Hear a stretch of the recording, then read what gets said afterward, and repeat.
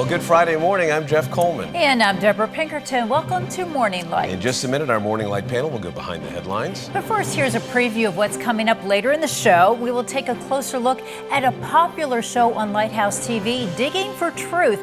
I sat down with the host, Henry Smith, to talk about his program. Plus, grow, serve, and teach how Central Pennsylvania farmers are using their hands to spread the gospel. But it is Friday, October 4th, and with the presidential election razor close, control of the U.S. Senate will decide whether the next president controls everything or will confront a divided government.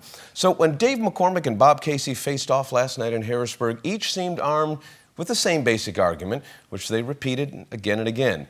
My opponent is a hypocrite and a liar. But in politics, what is a lie? Is it a change of position? Is it misrepresentation? Or is it overt deception?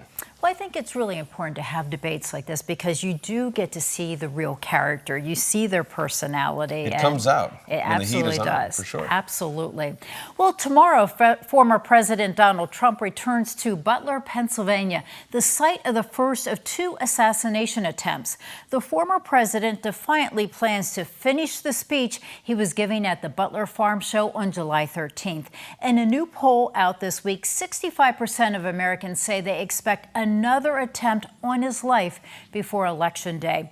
With events like this, is America at risk of losing its status at the world's premier democracy? What can we do to prepare for whatever the outcome of the election? I think it's for sure, Deborah, we have to prepare, have a plan for however that election turns out, that November 6th is an important day. I think just as important as Election Day. Well, they were once known as blue laws, limits on certain kinds of buying and selling on Sunday, the day of rest for many. Many of these laws date back to colonial America. In one county in New Jersey, it's still illegal to sell furniture or electronics on Sunday. Here in Pennsylvania, the law prohibits car sales and hunting. So with renewed pressure to roll back one of the last so-called blue laws, what's the argument to keep them in place? We'll take these questions to the Morning Light panel. And we've got a couple of new faces. One, Representative Bryan Cutler, Republican leader, former Speaker of the House of Representatives. We're honored to have you here this morning. Thank you very much. Jeremy Samek, you're back. I am. Welcome back. I think our audience liked you, so we took a poll and decided you should be in this morning. And David, you've been our anchor, David Smith, all week. Thank you very much for being here. Well. I guess I'm the old face. Yeah. New face, old face. Yeah. I won't tell you what our viewers have been saying about you, but you're very well liked. Don't believe the polls. Yeah, that's right. Bryan, if the debate had happened last night on the floor of the House of Representatives, and you had two people on the floor essentially using the word liar, calling each other hypocrite, kind of impugning motive, what would your ruling from the chair have been as Speaker of the House? Well, first of all, it would be directly contrary to our rules, and because you're not allowed to question someone's motives or their truthfulness. We're all entitled to our beliefs, and you may speak and advocate for them, sometimes very zealously, but you have to remain respectful according to our House rules. And honestly, that's similar to my beliefs as a believer. I believe we're all created in God's image and we should treat one another with respect. And unfortunately, we don't see as much of that in today's political world as we probably should. So Jeremy, you're a championship debater. You were a debater on the Liberty University debate team back in the day, and you still have the opportunity to debate people in public. I know that there's this balance between you want to get the truth out, but sometimes you can almost win the points on the debate, but lose the audience. What's your sense of these moments, even compared to the vice presidential debate the other night, which seemed to be a lot different than what we saw last night? Yeah, those are great to contrast. And so the format always matters. When you have a TV show where you have 30 seconds or 15 seconds to respond to things, it's understandably difficult. But one of the things that if we're giving people the benefit of the doubt and say, there may be a partial piece of truth to what they're saying, sometimes the premise of a question can even contain a lie. And so it's a challenge for the person who's responding to those questions to not only say what's accurate, but be able to say what's inaccurate about the question or what's inaccurate about the allegation. And so I think as a people, the best thing that we can do is try to be as civil as possible, try to give people the benefit of the doubt, but still do the truth. It's hard, especially given time constraints, but we have to do it. All right.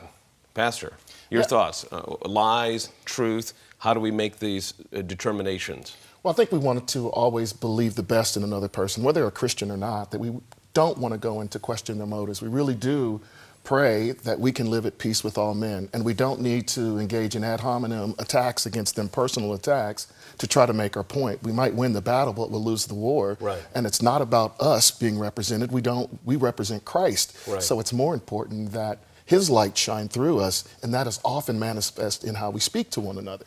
So is there a chance, let me just stay with this just for a minute, is there a chance, Bryan, that that literally the ineffectiveness when consultants are advising you, you've been in these very difficult campaigns, and consultants are advising you to go there, to go below the belt, and you have to resist and restrain.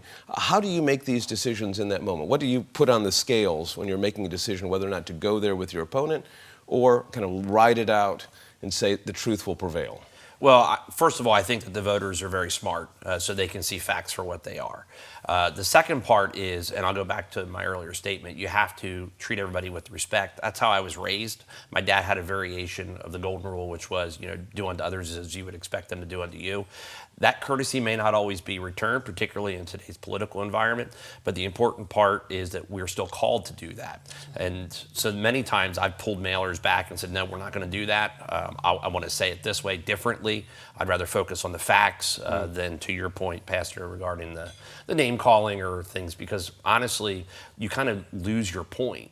Right. When people are distracted by other things. And I think facts and the truth are very powerful. Well, this is very helpful, and I think between now and November 5th, Election Day, it's a good warning to all of us to watch what we're saying and how we're engaging people in social media and at church and supermarket and everywhere else.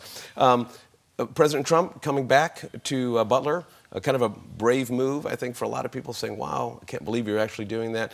But there is a sense when you pull back on all that is happening in America that we are not the showcase right now for stability. What is happening, and how, Jeremy, can we think through this moment about how we regain our status as the leading democracy in the world? Yeah, well, I think Ronald Reagan said that freedom is a fragile thing. It's never more than a generation away from extinction. And so it's not something that's given to us by birthright. It's something that each generation has to defend and fight for. And so as a parent, my obligation is to teach my kids how to have hope even in difficult times. Our churches to teach those families in the congregation how to have hope in these difficult times and how to fight for what's right, but to do it in a loving, respectful way. And I think that's the best we can do. When individuals do fulfill their obligations and then obligations to other structures in our society, we're going to be better off. It's a tough thing, isn't it, for parents especially. What do you tell your kids when they're trying to interpret these events for themselves? You've got older kids too, one in college. I do. Actually, a second one just started. So, and they both can vote. They're 21 and 19. They certainly have their own opinions, and I think that, it really goes back to treating one another with respect and the opportunities there. And they understand the fragileness of our liberties and our rights.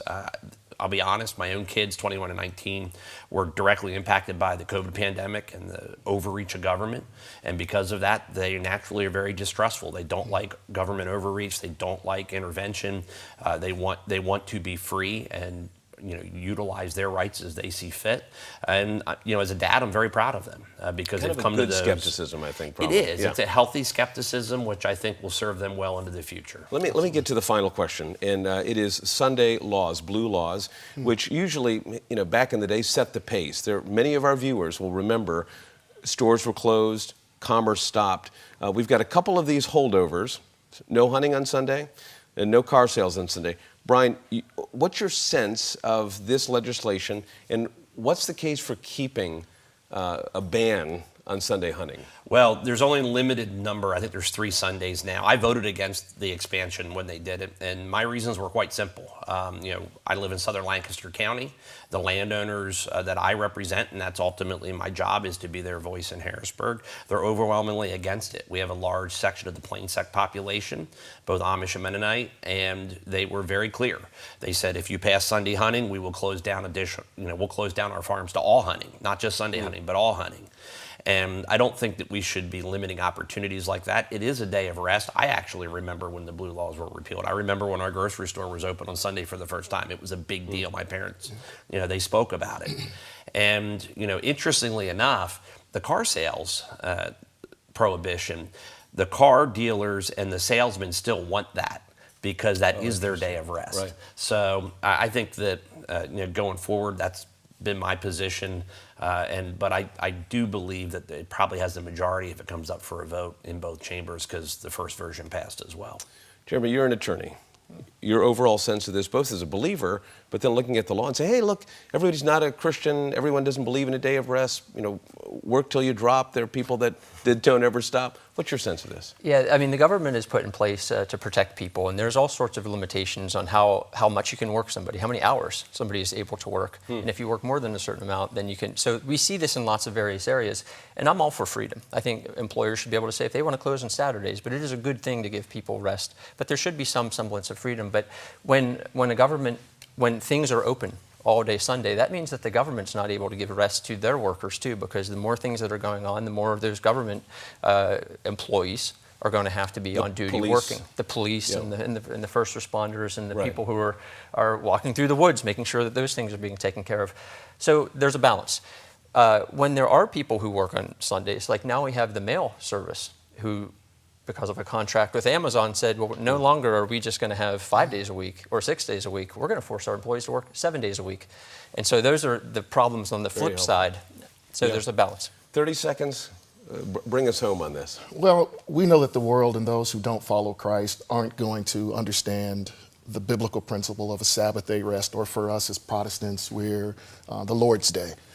But what we, I think, should do as believers is set the standard in what we do on those Sundays, what we do on those Saturdays, if that's our day, but people that we say, but Pastor, you're so legalistic on this. Well, we don't judge. That's Romans 14. Romans 14 says one regards a day over another. That's fine. It's to his master that he stands. So you're a personal example. Absolutely. And I think we do need the day of rest, but what day that is, I think is very, very, very flexible. But there is that principle that is a pre-fall principle, right? God rested. God's people ought to also rest. So let's encourage our audience this weekend to rest. Absolutely. Take a little break, especially from the campaign, because it's a little bit exhausting, all of this information. Well, thanks to our extraordinary panel for joining us today. Coming up next in Morning Light, he's the popular host of Digging for Truth on Lighthouse TV. Henry Smith takes us on a journey of the historic reliability of the Bible.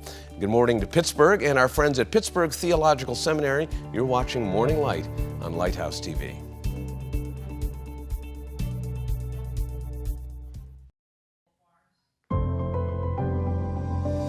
And so we had to move a couple more rocks, and a team, I think there were 3 of us. There was me and one of the volunteers and an Arab workman who was working with us. And the 3 of us we slithered through the opening, and we were in this big cavern. And it was just amazing.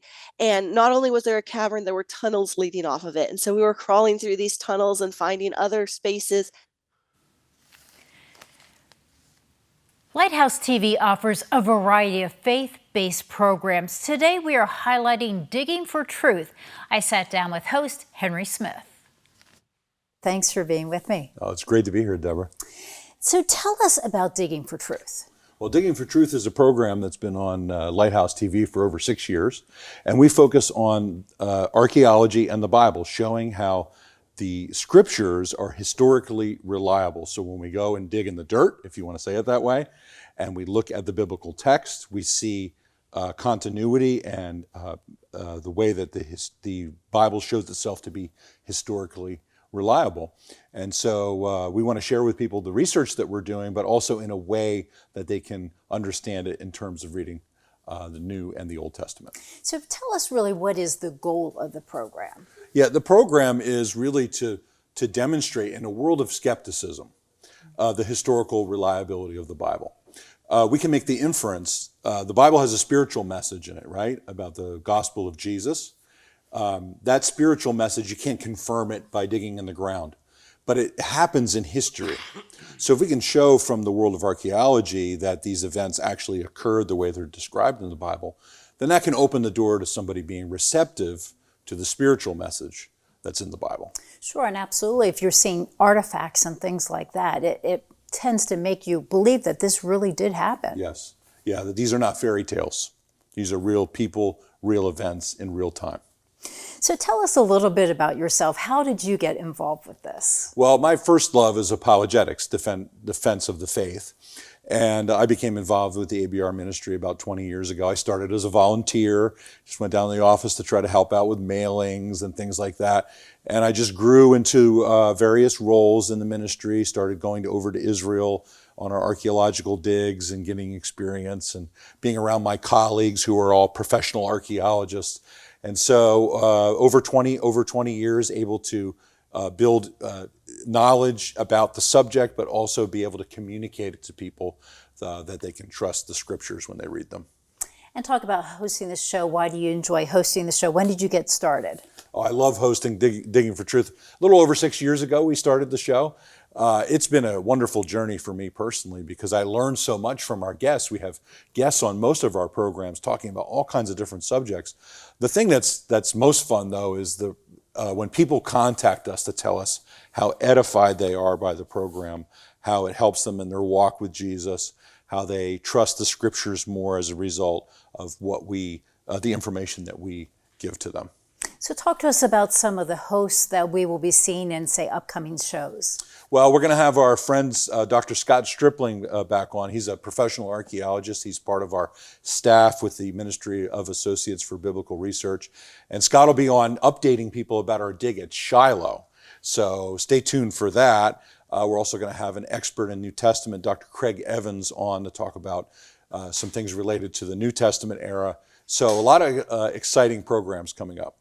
Okay, thank you so much, Henry, for being with us. Glad to be here.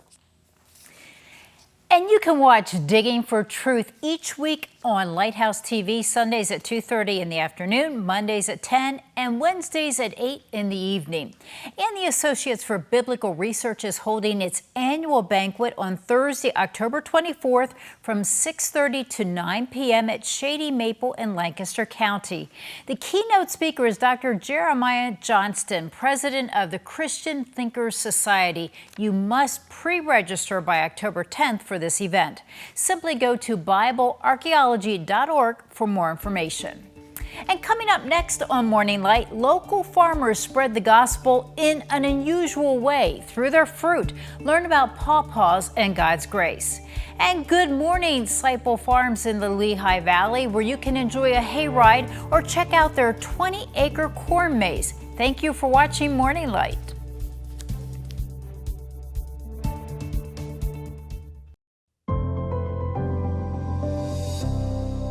Well, you may not find this fruit in your local grocery store, but Paw Paws have quite a history.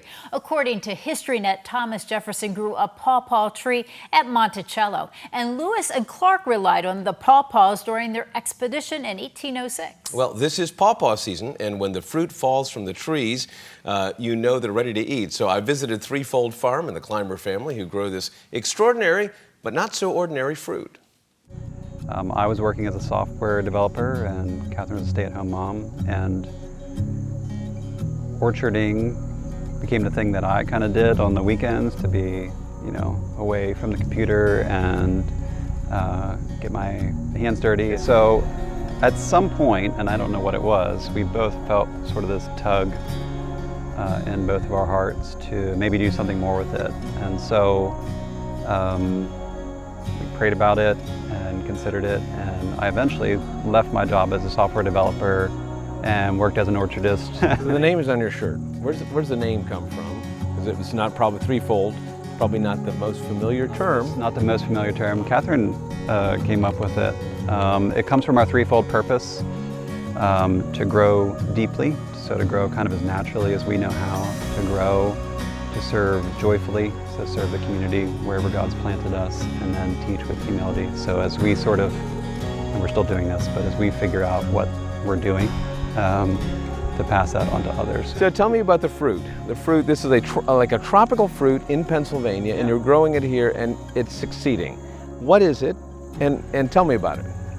So this is the Paw Paw.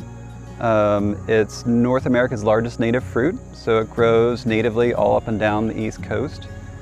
And so whereas blueberries, for instance, are a native fruit, they've been cultivated for 100 years. This has really only come out of the woods in the past maybe 40 years. And so it's a member of the custard apple family, so fruits like cherimoya and sugar apple and guanabana. but it's the only member of its family to live this far north. So it has a lot of those tropical flavors, tropical smell to it, and like a custardy texture with banana mango. It's a remarkable taste, like a lot of different tastes packed into one. It is. It's very tropical. It's very unusual for everyone around is here. Shocked when they taste it, that Right. something, not just that we can grow it here, but that it's actually native to here. How could anything in Pennsylvania taste like that? It's like finding a bunch of bananas in the woods. Here's a question then. When you think of creation, and you think of your stewardship of creation, and God's creation around you, how is this fruit growing here? What do you think God's plan was to put a tropical fruit and allow it to grow in a place like this? Oof, that's a good question. Maybe it's God's sense of humor. Maybe God's sense of humor. I know for the native peoples it was an important fruit, an important part of their diet. It's similar in nutrition to a banana, so maybe it's a way of providing some of the nutrition that would otherwise come from the tropical fruits here. It ripens at a nice time of year to provide for people. It's one of the only fruits I think with protein too, and so like many things in God's plan, I don't know, but we're glad it. I just like when I look at all the different flowers that we have, like it's God's creativity to me. Like, oh, why not? Let's have one that's yellow with black seeds and smells like this, and it's just an expression of His creativity, I feel like. Tim and Katherine, thank you. Thank you for sharing about the Paw Paw and what your family's doing here at Three Foldfarm. Yeah, thank you.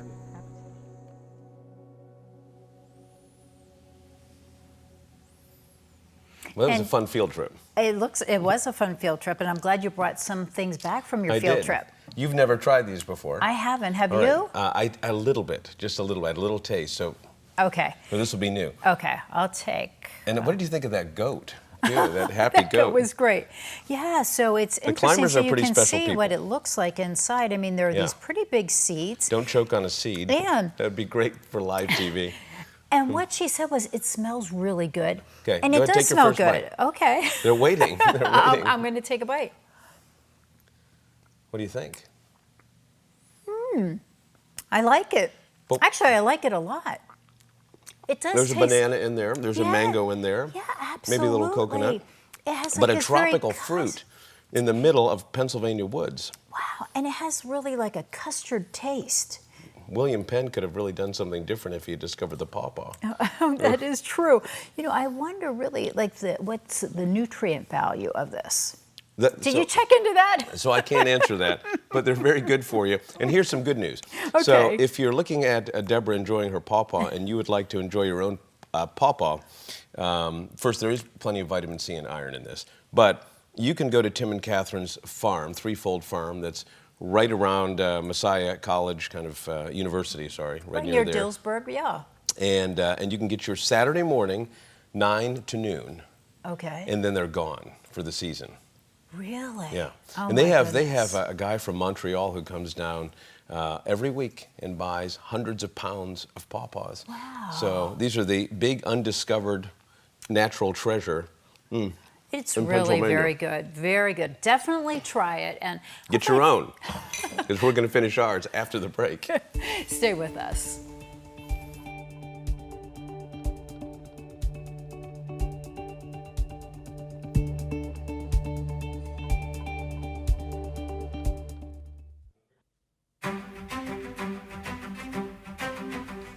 Welcome back. Good morning, York County, home to Mount Airy Orchards in Dillsburg, where you can pick your own apples. Thank you for watching Morning Light on Lighthouse TV. And coming up on Monday on Morning Light, join us for a special edition of Morning Light, The Dangers of Marijuana. A woman shares her journey about losing her son to drug abuse and uses it as a platform to inform and educate others. In Pennsylvania Adult and Teen Challenge, we'll talk about how they use use the gospel to help those struggling with addiction. Well, that's a look at what's coming up on Monday on Morning Light. Now, Jeff, your closing thoughts, and have a nice weekend. You too, Debra. Well, this week all of us have been moved by the images coming from a storm-ravaged southeast, some too difficult even for AI to imagine. The storm left a scar from the Florida coast to the North Carolina mountains. Hurt is real, hopelessness deep. This weekend, before we go back to the rallies and noise of the most expensive and negative presidential campaign in history, that's a fact, a campaign that's tearing communities and families apart, let's stay together. Let's stay focused on a mission big enough to bring us together, something bigger than politics. If you're a Christian, let Christ's love flow through you by praying specifically for hurting families, first responders, and give to organizations like Samaritan's Purse. I'm Jeff Coleman for Debra and the Morning Light team. Thanks for watching. We'll see you Monday.